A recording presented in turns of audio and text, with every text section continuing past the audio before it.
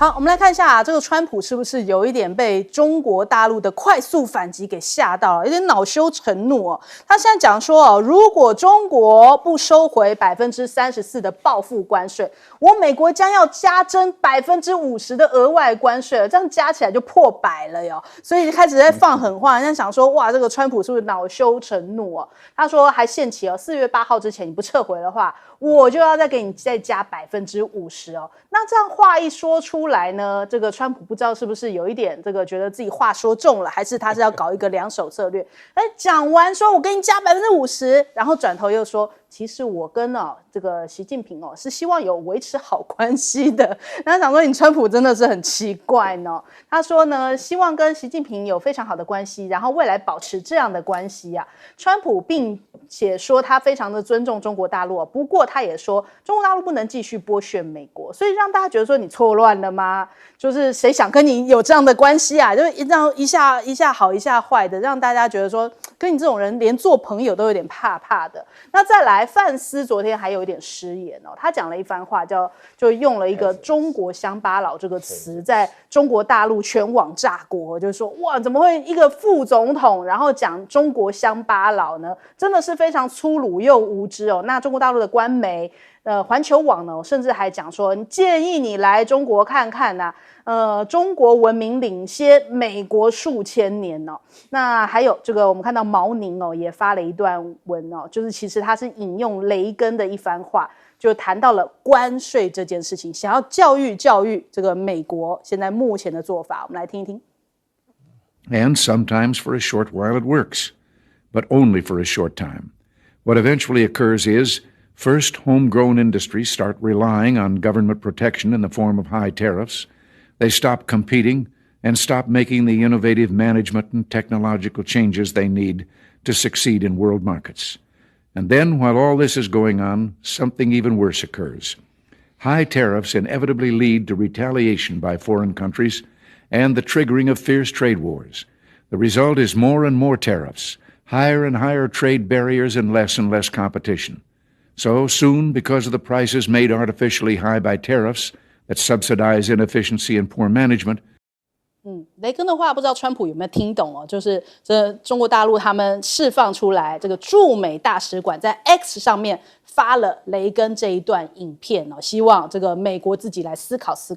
那再来这个中国大陆针对这个川普在讲说再加50%，非常硬气的回奉陪到底啊。那他说这已经是暴露出讹诈了哟。中国大陆的商务部就讲说美国此举暴露出讹诈本质如果美国一意孤行的话，中国将会奉陪到底那这一番话非常的硬气，登上了微博热搜的第1名就是这样硬气回击。那第3名呢，就是这个中国坚定不移维护多边主义所以现在开始这个全中国大陆好像大家是在集气式的，就是坚决的这个支持对于美国用一种就是以牙还牙的方式绝对这个中国人不吃你这一套这个方式要走到底那再来我们看到了这个环球时报也在讲说，这关税讹诈是唬不住中国的，中国不怕事，中国不忍事也不怕事施压跟威胁不是跟中国打交道的正确方式，所以从上到下都非常硬气。那包含了像是牛弹琴，他也提到说中方至少准备了6大招来回击包含大幅加征美国的黄豆、高粱这些农产品的关税，还有禁止这个美国的禽类卖到中国大陆来，暂停中美的芬太尼合作，还有服贸领域的反制措施，以及禁止美国的电影进口调查美企在这个中国大陆的一些知识产权，已经有6大招在等着了。那所以还有一些喊出来，我们还可以用这种包围的形态，零关税联盟来包围美国所以我们看到了，现在就有一些分析这个网络上面很红的这个自媒体博主他就讲说，其实看到当前中美之间主要的对抗是这样子的：美国打击中国的对外贸易中国反击美国的股市，因为中国的经济主要是依赖生产美国的经济是依赖金融，双方都在攻击对方的要害。那中国是2战以后唯一一个敢如此直接出手打击美国要害的国家所以双方都是往死里打，往痛点在打。现在真的是看到中美真的是一个对阵的局势，战争开始了。那再来我们看一下，现在目前甲亢哥最新消息是说他昨天去到了长沙直播那他也讲到说这可能是他在中国大陆的直播最后一场，我们来看看。I'm gonna be honest, y'all. I'm gonna be completely honest, y'all. This stream right here, it may be the last one. It may be the last one. I'm thinking about going to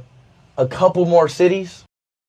对他讲着讲着，他其实有点哽咽。他说中国实在是 amazing 啊，他就觉得说很想要再去多看看几个城市，还舍不得走哦。那他当然为什么这一趟想要来中国大陆呢？就是因为原本在网络上面一个小小的误会，他听到了中国大陆的一个歌手就大张伟唱了《阳光彩虹小白马》然后歌词当中有那个，然后就很像是这个鄙视黑人的一个用词。结果呢，后来他才知道说原来是中国大陆的这个用语上面，我们常会说那个这个这样子。那我们来听一下，他们还合唱了这首歌。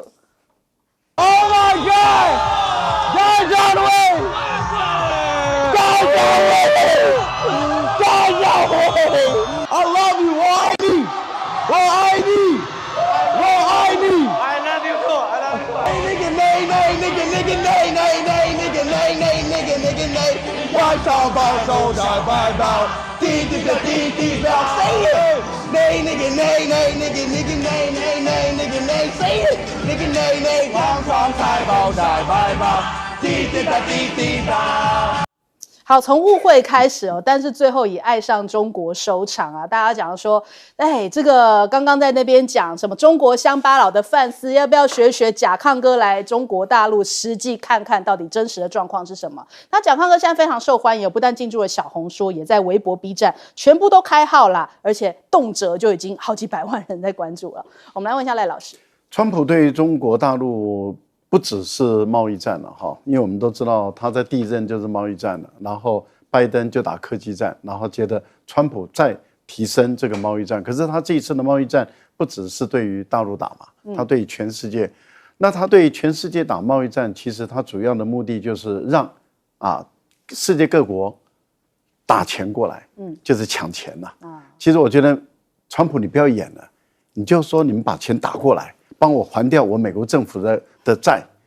还清了，我们就一笔两清。公布斗内的，你就公布斗内嘛，因为米伦就讲嘛，你就打钱过来嘛，打钱过来一切摆平其实就这么简单，不用大费周章的这么玩一个把戏。好，可是问题就是谁吃你这一套啊？目前来讲，全世界只有中国大陆不吃川普这一套，也就是只有中国大陆敢直接对美国直接叫板，那其他的国家几乎都是绝大部分有143个国家保持安静，不关我的事因为他们跟美国没有什么贸易。但是呢，有50个国家，他们已经没有脊梁骨了，没有脊椎了，他们软了。他们说我们不报复，我们要打电话给川普来求饶。我告诉你们，川普就像一只大野狼、大野猫，他捕捉到老鼠以后，他把你玩死他不会给你仁慈的。这个就是蒙恬在他写的一篇散文里面就谈到了一个残暴的一个统治者，当他或是一个暴君，当他要对你实施家暴的时候，你是一个弱者，你应该站起来跟他反抗，维持自己的尊严，还是跪地求饶，寻求他的宽大跟仁慈？他说对不起，你不会获得宽大跟仁慈的。其实日本不就是如此吗？石破茂被羞辱，越南被羞辱，这个印度不是印尼也被羞辱，不是就是如此吗？现在你林佳龙、赖清德，你也要去美国接受羞辱吗？其实你就是要站起来反击嘛。目前就中国大陆站起来反击，而且反击的速度之快，力道之强，让川普慌了，措手不及。因为当时他提出中国大陆34%的关税，大陆马上就给你反击34%的关税，不止34%。还11个组合拳，包括稀土，包括10几家公司的这个列为不受欢迎清单等等，所有的反击马上来。那你看现在川普就是我再给你加码50%，如果你在4月8号没有停止的话，坦白说，大陆已经告诉你了，门都没有。你来，我再给你加，不但给你加这个牛弹琴的6个组合拳，又给你推出来了。我觉得这个反击的力道是一次加码看谁会玩。好，来问一下苑老师。我稍微介绍一下哈，这个大家国人可能不知道哈，因为就是说是，因为我们中国人呢，就是考虑事情的时候啊，到麦当劳点餐的时候啊，就是那个哈，如果旁边站个黑人啊，这个事情啊，negro 这个在黑人在旁边的话，那是非常非常严重，他会直接上拳头揍你的，这个大家都要搞清楚。贾刚才表这么严重啊，但是另外那个范斯啊，他讲到说是叫那个乡下人啊，这个赖老师懂了，就是说叫悲伤啊，就是我们法文当中啊，叫直接讲人家乡下人的时候啊，但是请大家注意一下哈，这个范斯哪有资格叫中国人乡下人呢？这个范斯怎么起来的？范斯最有名的书叫《乡下人的悲歌》啊，他长那个样子就是乡下人啊，美国人的乡下人啊。我们都有一次我在一个美国人面前讲说 redneck， 他讲说这是歧视的，这就是美国的乡下人的Ohio厂长的人呐。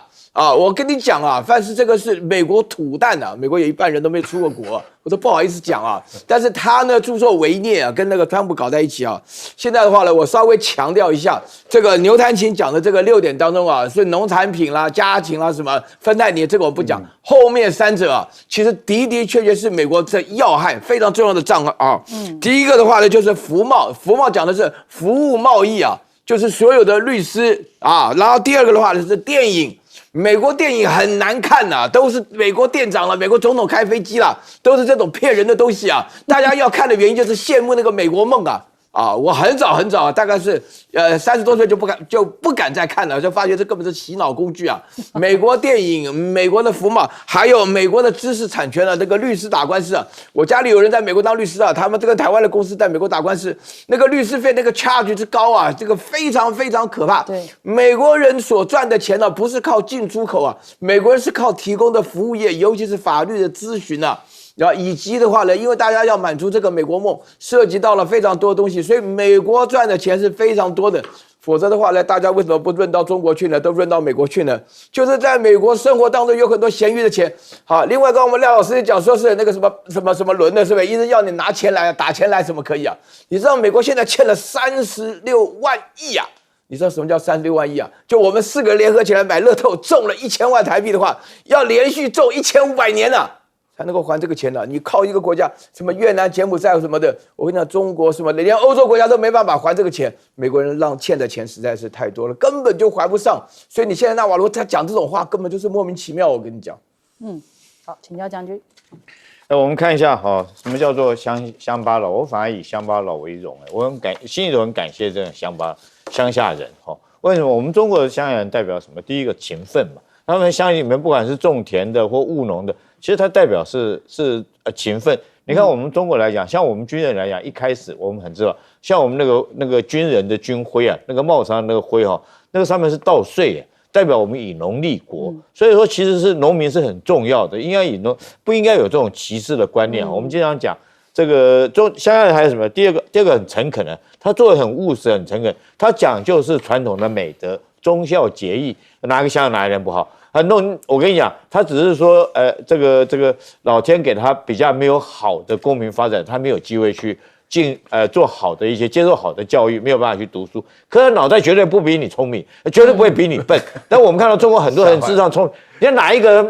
个现在 AI 科技也不是都是华人的天下吗？我们从黄仁勋，对不对？张忠谋，AI 晶片的工厂，张忠谋，对不对？这个NVIDIA 这个黄仁勋，另外梁文峰设计 DeepSeek， 那哪一个不是华人啊？所以我觉得哈，这个美国这个副总统哈，他讲这话真的是不晓得中华文化奥妙精深在什么地方。当然了，我们特别讲说这一次来讲的话，中美这场贸易战，我之前就有讲，我觉得中美这场贸易战双方一定是打梭哈的那种形式。那果然不出我原来的预判，就是你美国就像两个人在牌桌上面打梭哈一样，你下多少，他出34%。老跟我说我跟，对不对？我34%跟，不但跟我还加码，对不对？另外加上7样的这个重稀土制裁，还有加上对你的这种这个服贸的调查等等。现在来讲，美国又喊这个50%，没关系，你喊，你钞票要掏出来啊，你要真的拿出来，你不要光嘴巴讲，嘴巴讲没有用，你这个牌桌上面你要真的拿出来。我跟你讲，你拿58，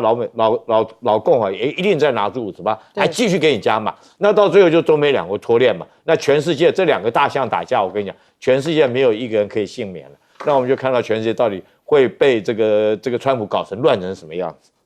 好，我们先休息一下，广州马上回来。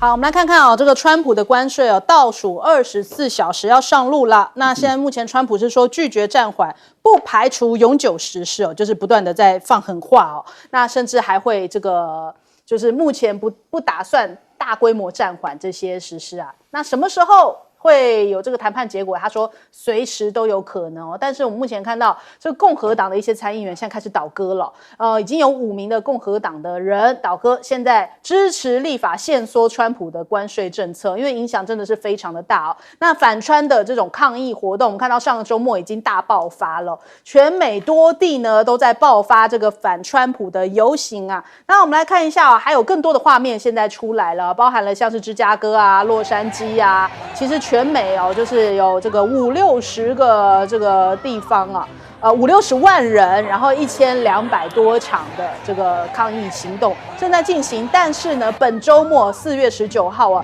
全美50州还要再发起更大规模的，他们希望大概有这将近3.5%的美国人口，也就是超过1100万人要站出来参与这一次的活动。也就是说，比起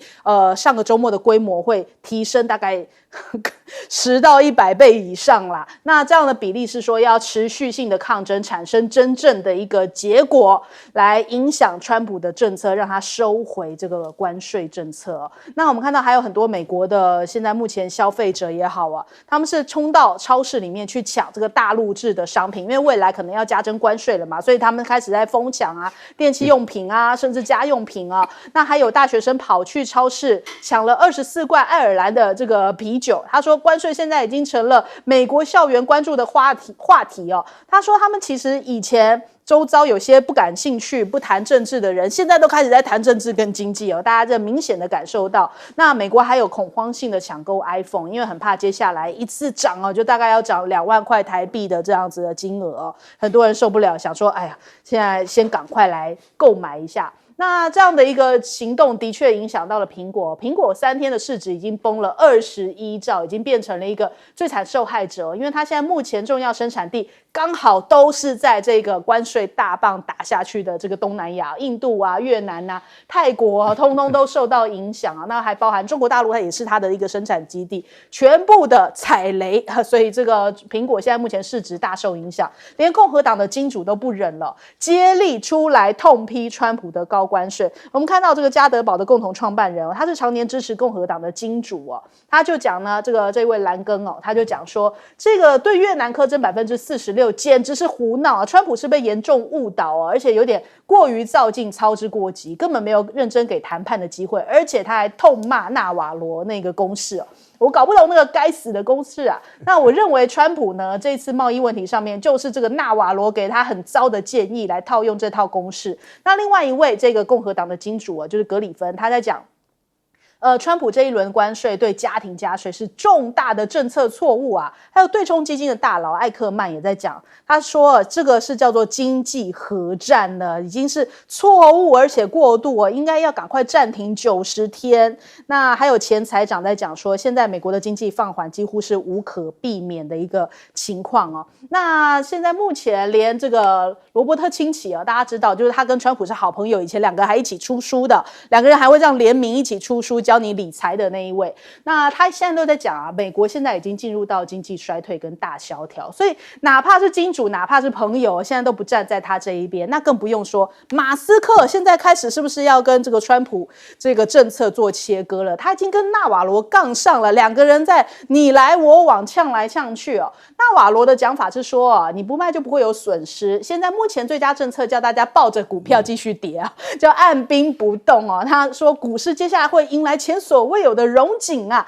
那他这一番政策啊，这让大家觉得说，这是听你在说插话啊。那还有大家不是在讽刺说，纳瓦罗不是推出来这一个对等关税，连企鹅都要跟你搞对等啊，企鹅都要被课关税哦。那企鹅是不是已经要这个去白宫抗议？连马斯克也转发了一个笑脸，说这很好笑。那是不是也代表说他在切割纳瓦罗？那他甚至还骂纳瓦罗啊，就说啊，拥有哈佛大学经济博士学位的顾问呢，结果什么都没造出来。纳瓦罗就反呛啊，他说：“哎呀，白宫的人都知道啊，马斯克不是汽车制造商，是个汽车组装工哦。”两个人就这样子明面这样吵起来了。那为什么要对于这个企鹅要苛征关税呢？这个美国的农业部长去上节目，被问到哭笑不得。我们来看看他怎么回答。Why are you putting import tariffs on islands that are entirely populated by penguins? Well, I mean, come on, Jake. Obviously, here's the bottom line. Not Too long the McDonald Islands is not imposing. I mean, come on. Whatever. Listen, the people that are leading this, I did not come up with the formulas. I'm the Ag Secretary. 难以回答。我来问一下赖老师。我只是农业部长，我不是做这个公式的人。不懂纳瓦罗的想法，不懂纳瓦罗的经济学，他的数学是怎么来的？外星人来的。美国的商务部部长其实泄底了，他说关税是一定会如期课的，所以4月9号美国一定关税会如期开征。但是呢，他说他可以肯定的是，就几天或者是几个月，几个礼拜。所以这个话讲的暗示的就是说，原来美国把这个关税当为临时的一个措施，也就是说，川普把它用来作为谈判的工具，来当一个像恶霸一样说打钱来。那个川普就叫了他的财政部部长然后就拿了一个钱袋子，挨家挨户说打钱来，来给多少钱啊？你那个赚我的钱赚太多，打钱过来，所以就每个人就心不甘情不愿的丢一点钱进去，就这样，而且丢来以后还在骂你一下，再来踹你一脚，说你以后不要贪我的钱，不要偷我的钱，不要抢我的钱，不要赚我的钱，你赚我的钱都是偷我的、抢我的钱，坏透了，你们这些人这么坏所以打钱过来，所以他的逻辑就是，可是当他碰到铁板了以后呢，例如说中国大陆跟他硬杠了。然后欧盟说：“对不起我也要课关税了。”只是欧盟很温柔，说280亿美国对欧盟课的关税是15000亿美元因为他们两边的贸易额是15000亿，欧盟在商品贸易上只赚美国1500亿左右，但是在服务贸易这个部分里面，美国赚欧盟1000多亿，所以两边一打起来的话，大概也不过就是差400多亿美元。可是双方的贸易额是15000亿可是美国对于欧盟的所有的贸易全部都课增加20%。好，20%，而冯德莱恩这位美国籍跟具有德国籍的双重国籍的人呢，他就很温柔的只对美国280亿美元的商品课税，而且还分2次课，一次4月中，一次是5月，说我们再慢慢谈好。但是再怎么样，欧盟并没有说我不反击嘛，他还是反击了。英国说你到这个月底，你必须要把10%给我降掉，不然的话我就要采取措施了。所以英国也有反击，只是也是很温柔。好，英国有反击，欧盟有反击，加拿大也有反击，其他的很多国家除了中国大陆硬起来以外，其他国家都软趴趴的。好，这一软趴趴其实就川普焦虑紧张，他就说你看有50个国家排队在跟我谈了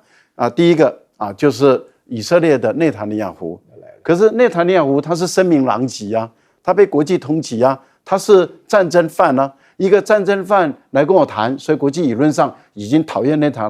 尼亚胡讨厌不得了。现在就是石破茂打电话给川普的时候，还被川普羞辱，就是说好，我看到你这么有诚意，我赏你一口饭吃，请财政部部长优先跟你谈。但是问题就来了，财政部部长要优先跟日本谈什么？还是谈到最后还是有关于你要打多少钱给我的问题。好，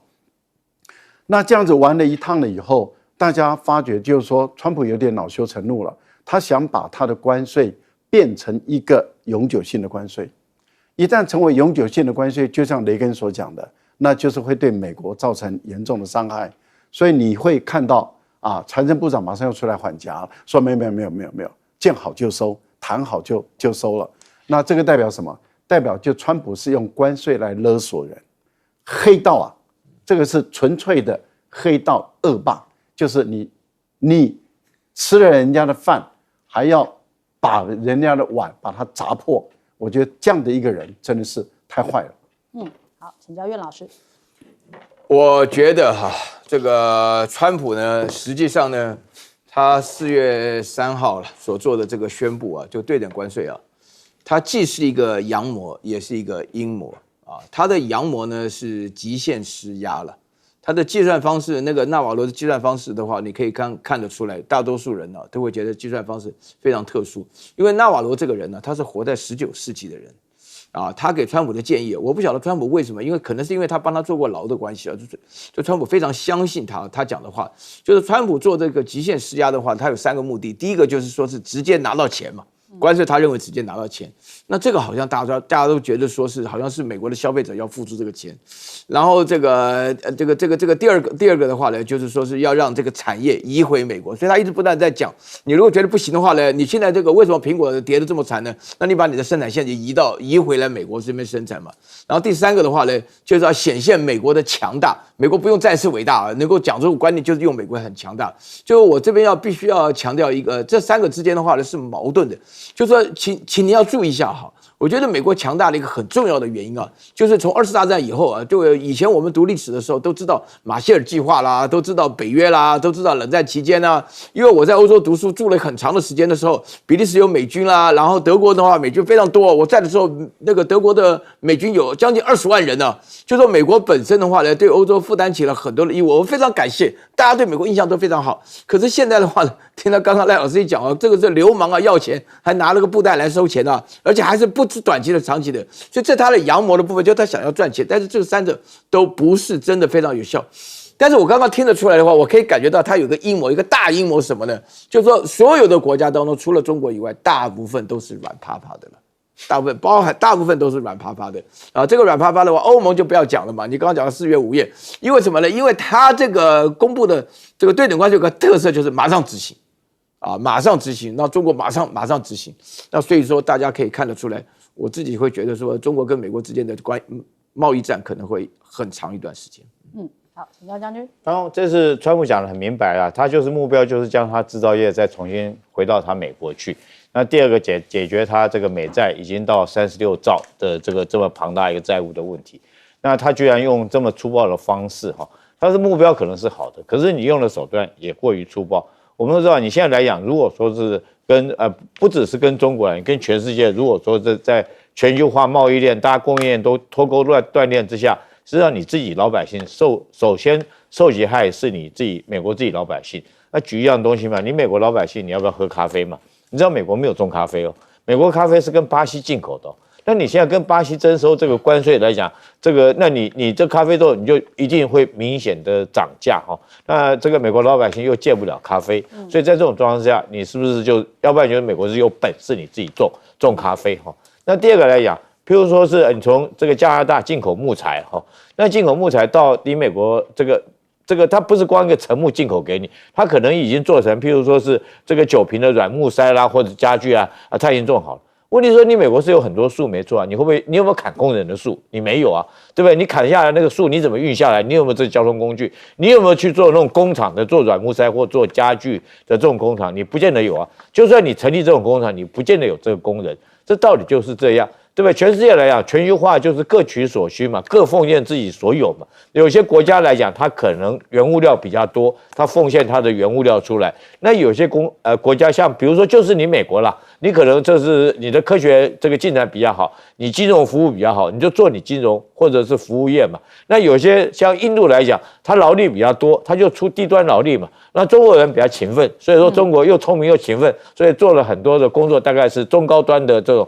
劳力的工作，所以它制造业变得很庞大。我觉得全世界是各取所需。那你现在美国你要将自己自绝于全世界，我们看到有一幅漫画哈，就是川普自己拿的这种，就是所谓经济学人的话哈，他拿一个锯子将自己美国锯开，自绝于全世界。那你后续你美国的老百姓，你什么东西你都要自己做，你做个车辆从开始炼钢开始，从挖矿炼钢到最后生产出来，这个你都要你自己生产。那试问一下，你美国等到你这个制造业，就算你移回去好了。你的工资会比较便宜吗？你不会比较便宜，对不对？你没有这种像不管是印度或者是其他出劳动力国家这些工资来讲比较便宜。那有很多原料你是没有的，你还是要跟国外进口原料。譬如说我刚刚讲的咖啡豆，你就没有这种原料，你可能有泡咖啡的机器，你可能有泡咖啡的这个科技，泡出来咖啡特别香，特别好喝，可是你就没有咖啡豆，你就必须要去种咖啡豆。所以在这种状况下，美国老百姓一般平民会不会受到伤？当然会受到伤。当然，这个大家平均估算哈，美国老百姓每年平均要多支出5000块美金。那对于年收入100万的你这些富豪来讲，他不痛不痒。为什么？我多支出5000块，我是不痛不痒。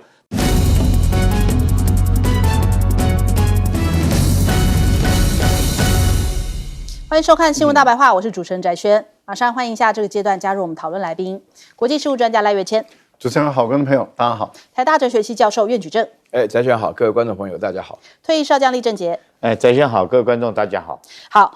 川普昨天说了一番话，因为这个关税政策上路之后，到底有没有解套之法呢？川普好像透露了一个解方哦，他说呢，各国来电求谈判呐，他说除非付很多钱，否则别想谈哦。也就是说呢，要谈可以，先拿一大笔钱过来，要很多钱来，才会跟你继续谈下去。那摆明了就是勒索嘛，那不就是这个意思吗？那再来，我们台湾当然也是现在被点名的国家，我们的关税现在也是很高嘛，32%。那现在白宫证实哦，台湾方面已经联络了美方啊。林佳龙也说要确定双方谈判的时间方式哦，我方随时可以跟美国进行谈判。2024年，美国主要的贸易逆差国包含了中国大陆、墨西哥、越南、爱尔兰、德国、台湾。都在这个榜上哦，那日本、韩国则是在我们后面，然后加拿大跟印度哦。那美国现在贸易代表署哦，又强调了一个10项不公平贸易行为，又有一个新的这个点名哦，特别点名了中国大陆、日本跟欧盟哦，但是在这个关税清单列表的第4，也就是台湾，并没有上榜哦，所以看起来，对台湾有谈判的机会或空间吗？还是说最近我们的表现让他没有特别点名我们一次哦？那我们来看一下现在目前日韩的状况。日韩股呢，因为昨天有传出他们都要跟美方要洽谈的消息哦，所以股市稍微是有一点回弹回来哦，就是有一些这个市场上面重新燃起应该有协商的可能性。因为那个日向哦跟这个川普石破茂跟川普通话，那他们就说不应该要采取片面的关税措施啊，要寻求扩大投资啊，对这个日美双方都有利的广泛合作哦。那对于这个川普加征关税这件事情啊，很失望很遗憾啊。可是川普还是继续骂哦，就在讲说这个是他就觉得说日本怎么可以这样子大赚我们的钱呢？日本在贸易上对美国非常的糟，不买我们的车，但是我们呢买走他们数百万辆汽车、农产品还有其他的东西，所以呢必须要改变这个状况。他说是占了我们美国太大的便宜啦。那的确现在反映出来，日本的物价一直在涨啊，特别是像是米价已经连续13周上涨了，而且现在目前米的价格是去年同期的2倍以上，创下了2022年3月以来的最高价格。因此很多日本人现在也开始在囤米哦，就是希望能够买在便宜一点的价位，很怕之后再继续涨上去。那韩国也是说在8号9号的时候要派出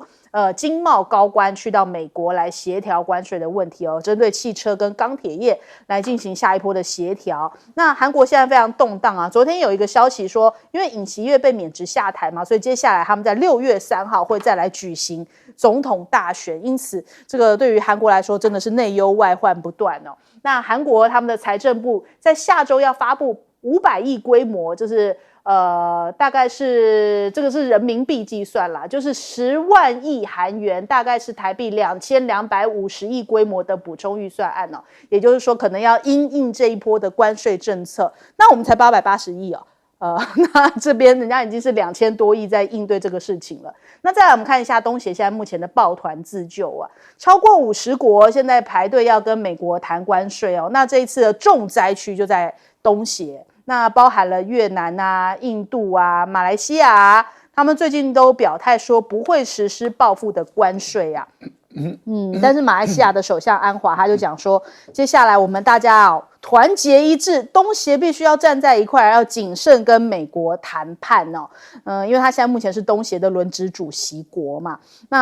那个越南是先跪下去了，可是不是跪了就没事啦，因为纳瓦罗讲说，越南每年卖给美国1200亿的商品哦，美国却只有卖给越南120亿，所以问题根本不在于关税啊，远远不够啊，还要这个越南再拿出更多的诚意哦。所以其实这一场的关税大战，大家在讲说是在比这个各个国家的经济韧性哦，你能够承受得住美国这样子对你这一刀砍过来，你还能够回砍吗？这是非常现实的一个问题，所以看得出来这一次的关税下来，谁是餐桌上的菜，可能就是先跟川普低头的那一些啊。那首先我们来请教一下这个岳老师，谁是餐桌上的菜？好，这里头讲得非常清楚啊。台湾能跟美国谈出什么好结果的话，不可能有好结果，会有结果，但是不会有好结果。因为什么呢？因为我觉得呢，我们自己呢，首先呢，我们在这个川普在4月3号公布他自己所谓的对等关税之前的时候呢，就我们这个台积电就已经过去了，大家都可以知道，台积电原则上说是魏哲家讲1000亿，就他当时在白宫说是1650亿美金，那么实际上的话呢，川普过2-3天后再加码1000亿。再加码1000亿后，这变成2650多亿，这个就是台积电所有的资产之后呢，现在又传出来跟英戴尔的公司的话呢，又要参股20%，大家可以算一下，这个本身来讲，这个台湾的半导体是我们唯一的筹码，那我们的筹码呢尽失了。那台积电走了以后呢，接了我们的这个电子二哥啊，联电也要跟这个美国一家公司啊，我念不出来了，反正他们也要合并，也要参股，这个的话呢也走了。那么大家的话呢，接下来的话，这个下游厂商各方面大家都知道，这个是我们最重要的筹码，现在没有了。没有以后呢，就是当天呢，啊，4月3号呢，因为拖了一整天呢，啊，就是说是赖清德啊，卓荣泰叫大家睡好觉了。那赖清德的话呢，讲说我们有音乐毛巾了。萧美琴讲说问润饼里面包的什么，大家故作震惊状了。然后出现的结果，那天我听到赖清德讲话的第一句话就是说是我们没有计划，然后他停了一下，我吓了一跳，我们完全没有计划，没有计划报复。其实我觉得啊，这个因为是没有筹码的关系，所以就没有计划报复。没有计划报复的话呢，就要跟美国联络。然后我不晓得大家有没有看到，川普在他的那个自己的网站上面啊，就是我看到里面是讲说，台湾他就说 on their knees 啊，就是说台湾就跪下来了啊，他自己就讲得非常直接，非常。川普对台湾的话呢是不假辞色啊，这对于所有的国家的话，那么这个人呢本身呢非常非常坏啊，非常非常的，就是我讲的坏是按我们传统的观念当中啊，就是不能够把钱挂在嘴巴上，他这个什么都是讲钱的啊，他一上任的时候呢就搞了那个虚拟货币啊，川普币啊。梅拉尼币啊，那以后的话，他所有的家人都会出现，就是把大家当成韭菜来扫一波。那川普这一次的话呢，我觉得里面的最重要的消息就是未来啊，大家都很在乎川普会不会改变呢？川普的到底是什么呢？因为他做的事情啊，他其实已经都说了，到底是阳谋还是阴谋呢？那我可以告诉大家，我觉得川普这边呢是这个阴谋，这个阴谋当中的主要策划人是纳瓦罗啊。这个纳瓦罗的话呢，就是刚好讲到东协这个，讲到越南呢，就是说是为什么呢？因为纳瓦罗的观点，他的关税的计算正是川普公布的关税的计算，这个关税的计算非常荒唐啊，就是以贸易赤字作为计算的单位，就是说你想赚美国人钱不可能，美国人钱不会让你赚。那我觉得说是这个是让我了解说为什么越南啊、柬埔寨啊，他们所想这个被这个要求的关税是46%跟49%这么高的情况下来讲的话呢，那我觉得说是用这个贸易赤字来讲，这个是纳瓦罗的观念。所以纳瓦罗的观念呢，本身来讲，在美国引发了经济界的一片哗然了。大家知道，经济学在美国，不晓得美国已经多少年的诺贝尔的经济学奖都是美国人得的。那这个基本上啊，就是美国站在世界自由经济的发展过程当中，不管怎么讲，你从贸易赤字的方式来定义关税啊，这是一个非常奇怪的认知。我自己想了好久，也搞不清楚台湾跟美国哪里有抽到什么60%几的税，不可能的事情。后来发觉就是贸易赤字。但是我们台湾的情况的话呢，面对3种困难呢。第一个是我们手上没有筹码，然后第二个的话呢，我们这个出口业的话跟韩国很相似，所以说目前为止看到今天的股市表现，日本跟韩国传出来消息，就是如果有豁免的话呢，亚洲地区以日本跟韩国为主，那我们这边有什么豁免都不知道。然后第三个的话呢，最重要的情况是我们两岸之间的贸易，大陆这边的话呢，准备跟美国硬刚下的结果的话，台湾这边认怂的，大家可以想到这个结果不会太好的。这个结果就是台湾本身来讲，在没有筹码的情况下，那我自己本身对于林佳龙啊或者吴钊燮跑到美国去谈的时候，我觉得重点不在于说是我们要谈出什么结果，而重点是我们手上一点牌都没有，在这种情况下，怎么会有好的结果呢？好，我们来问一下赖老师。印度在美国要课关税前说，我自动的把我的关税，美国对印度的关税降一半，所以希望你不要对我课关税，美国照课了。越南课了关税以后说，我把我的关税啊，你对我的关税我降到0啊，那希望你也这样对我。纳瓦罗说开玩笑啊，不够，因为我们的重点不在于你零关税还是我零关税，重点是在于这个贸易逆差要摆平，不能赚美国人的钱，讲得很明白。日本人说我不报复，然后你打电话给这个川普，那你打电话来干什么？啊，也就是你不报复了嘛。那我就对你课26%的关税，那你既然不报复了，你打电话来干嘛？那你打电话来就是希望说我减少不要课关税，或是美国不要对日本课关税，或者是减半课关税等等的。但对川普来讲说，你不报复了，你打电话给我，你有什么资格跟我谈？那你要拿什么东西来跟我交换？所以赖清德也说我们不报复，那你有什么资格跟美国谈？你已经不报复了嘛？那你要跟我谈，那你要寻求我的豁免，你拿什么东西给我？你要来跟我交换。好，那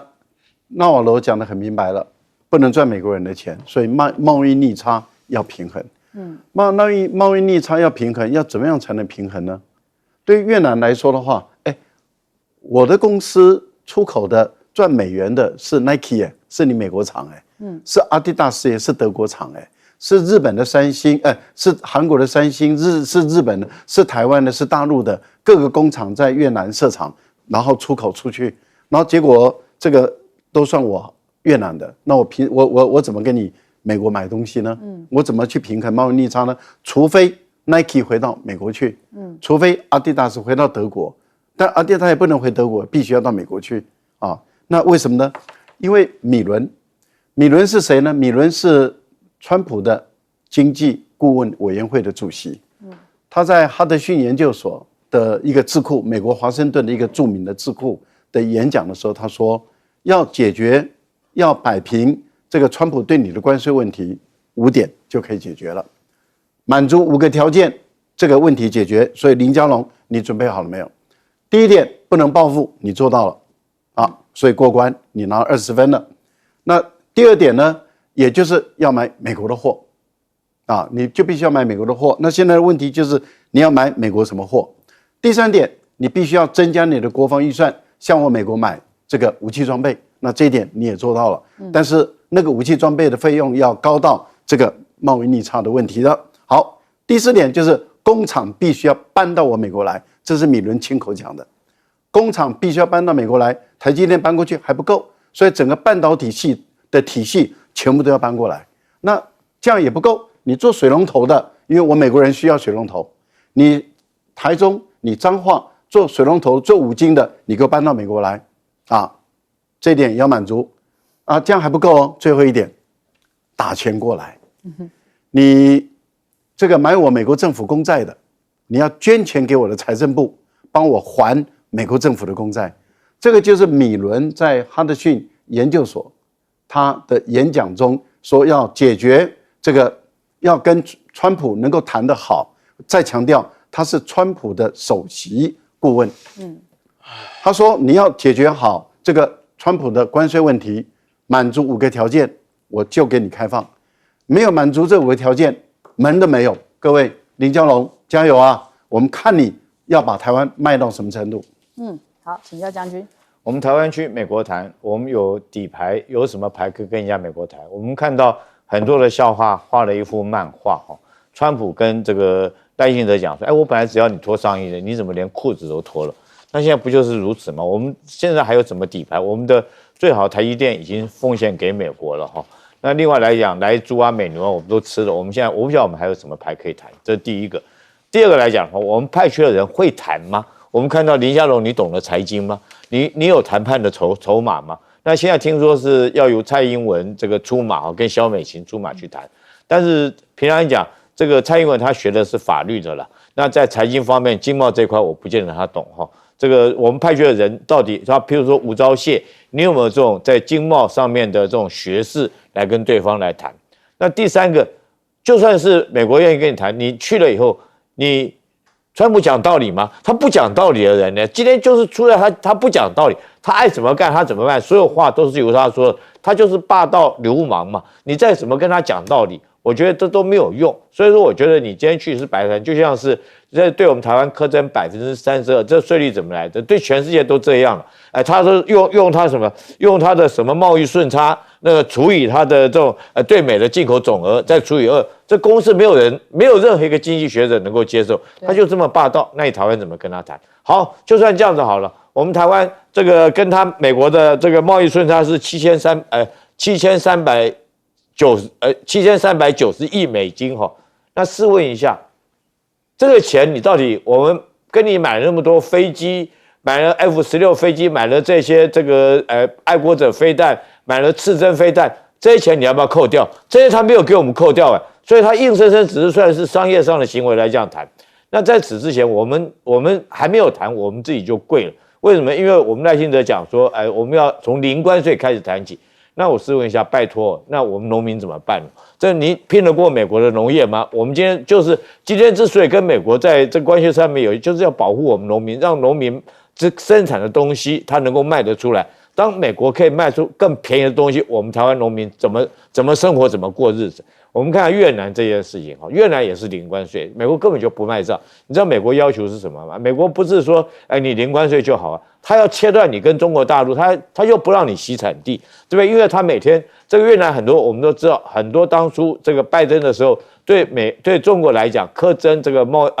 个关税，所以很多中国的这种厂商来讲，他到这个东南亚地区去设厂。最后为什么我们看到不管是柬埔寨或越南，它课的关税比中国大陆还要高，甚至于到40几%，讲起来算是重灾区。因为老美他们也看穿，你们这些中国的这种这个商人把很多的产业移到